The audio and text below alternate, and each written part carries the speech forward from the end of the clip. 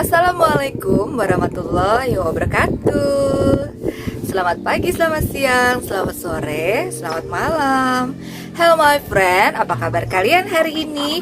Semoga semakin hari semakin bertambah bahagia, tenang, damai, nyaman hatinya, sehat jasmani dan juga rohaninya. Ya, masih bersama Maya Afidata di sini di My Edutainment TV channel. Jangan lupa untuk subscribe, like, komen, dan share tentunya ya. Semoga video-video yang Maya berikan ini bisa memberikan banyak manfaat untuk my friends semuanya. Oke, apa yang mau kita bahas hari ini? Ini terjadi di mana-mana. Ini rentan terjadi juga pada siapapun.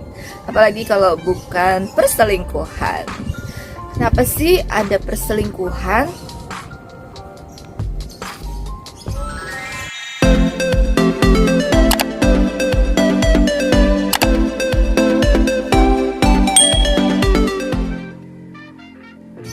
Ya, perselingkuhan itu bisa terjadi pada siapapun, kapanpun, dan dimanapun. Sebab-sebabnya itu berbagai macam. Dari yang namanya itu memang karakternya seperti itu, karena kalau sudah karakter itu sulit sekali dirubah kecuali memang kesadaran dari dalam dirinya dia sendiri. Nah, yang kedua itu faktornya adalah lingkungan, kondisi lingkungan. Dan ini soal perselingkuhan ini terjadinya sama siapapun, jadi ya laki-laki ya perempuan semuanya bisa melakukan itu dan semuanya berpotensi untuk melakukan itu jika tidak memiliki iman yang kuat. Tetapi balik lagi ya, kadang kan dalam agama Islam ada yang mengatakan, ada yang bilang, wah Nabi aja banyak, ibaratnya gitu. Jadi banyak beberapa yang mencontohkannya seperti itu. Tetapi di sini kita bicaranya secara general aja. Kita membahas secara general.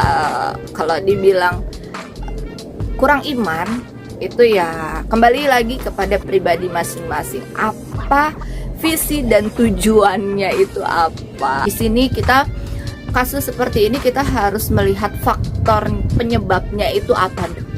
Jadi memang ada beberapa juga teman yang ngobrol gitu sama Maya, sharing, konsul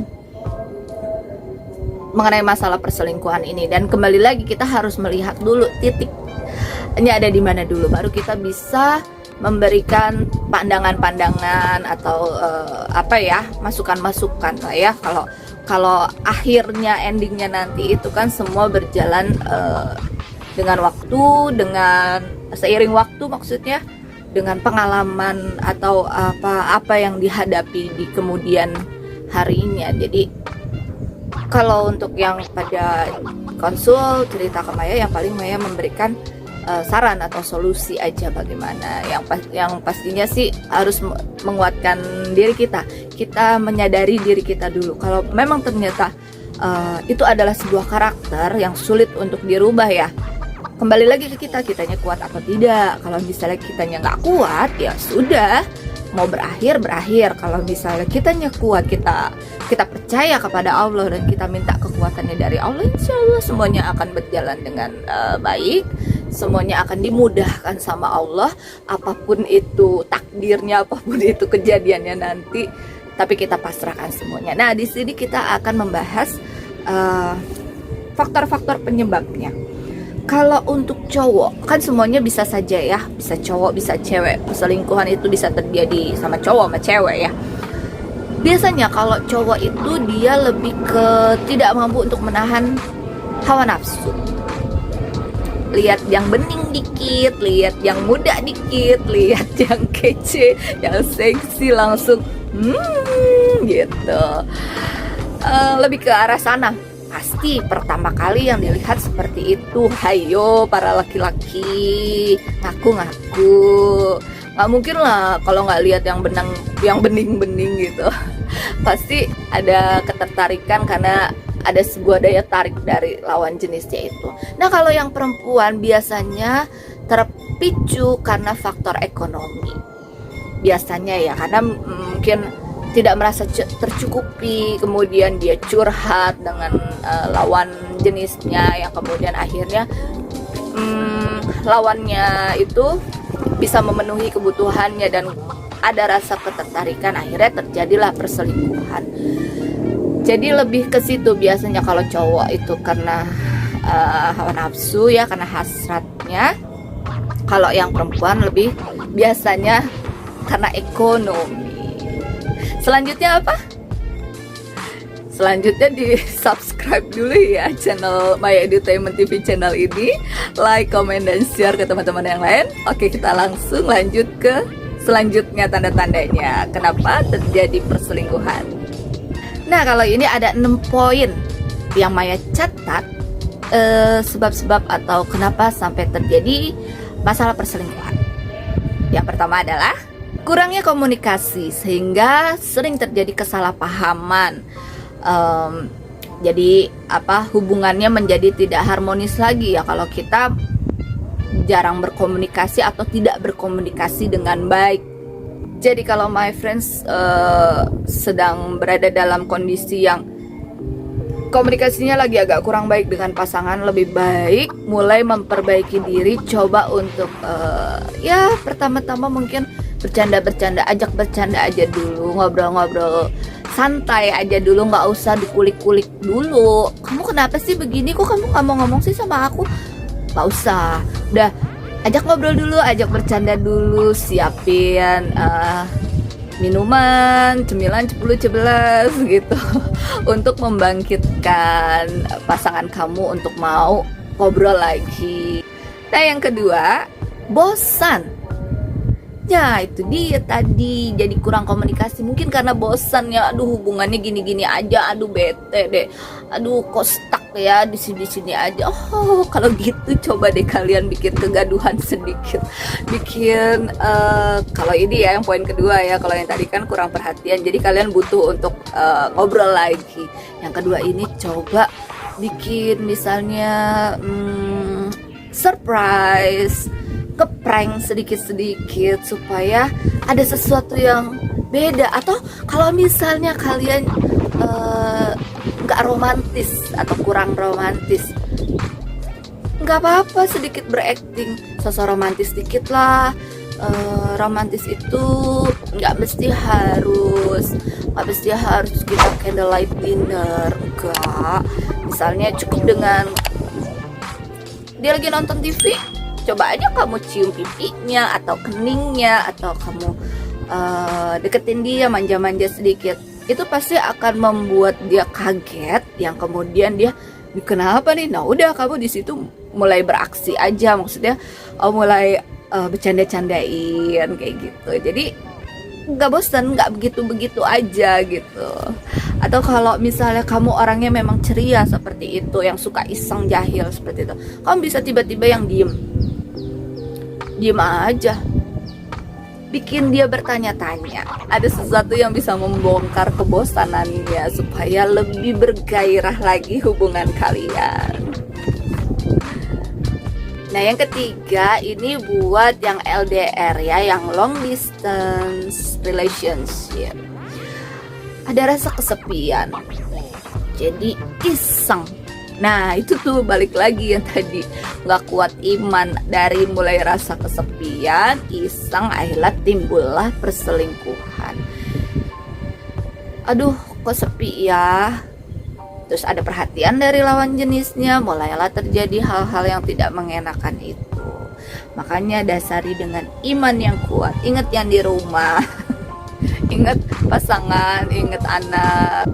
Nah, yang keempat, ini kurangnya perhatian. Kamu sudah mulai kurang memperhatikan dia, kamu sibuk dengan urusan kamu sendiri.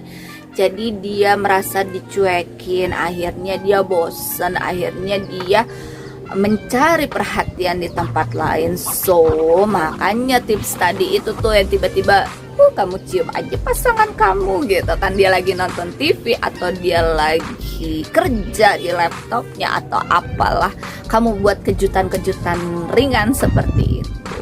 Jadi lebih perhatian lagi, jangan sibuk dengan urusan sendiri. Oke, iya, kita ibu rumah tangga, misalnya yang perempuan ya, sibuk dengan pekerjaan kita itu sudah capek segala macem, tapi jangan lupa untuk memperhatikan juga ke pasangan. Nah, untuk yang suami juga gitu, jangan mentang-mentang udah sibuk di kantor, udah sibuk kerja gitu, terus jadi nggak memberikan perhatian kepada istrinya dengan pasangannya. Istri juga bisa saja bosan, tapi bosannya perempuan kadang masih bisa dipendam. Lebih berpikir panjang kalau mau berselingkuh atau apa, biasanya sih kalau perempuan seperti itu. Jadi berikan perhatian lagi untuk pasangan kamu untuk menghindari perselingkuhan.